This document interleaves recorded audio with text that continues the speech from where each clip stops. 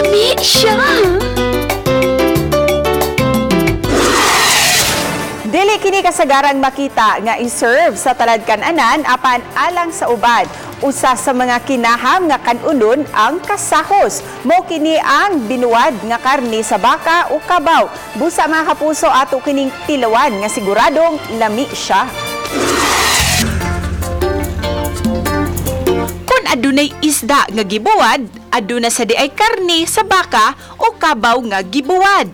Mao kini ang kasahos. Usa sa ilado nga produkto dito sa Dakbayan sa Danau.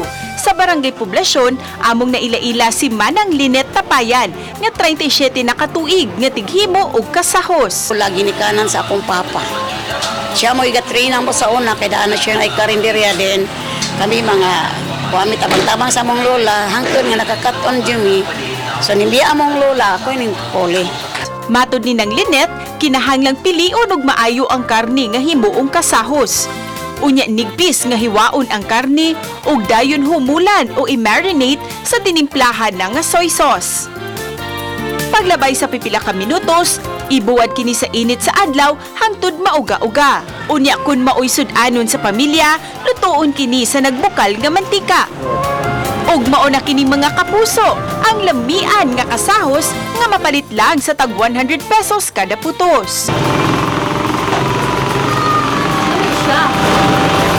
Gidugang ni Manang Linet nga dako gayud og natabang ang paghimo niya og kasahos alang sa ilang matag adlaw nga panginahanglan, ilabi na sa pag-eskwela sa iyang mga anak. Actually, pasalamat ako sa Ginoo kay sa akong pagkaako.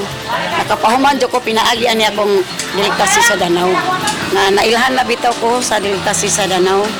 Mao gini siyang nakapahuman sa akong anak. Uban ni Lian Sinkulan ug Jovel Ubiso, Cecil Kibod Castro, Balitang Bisdak.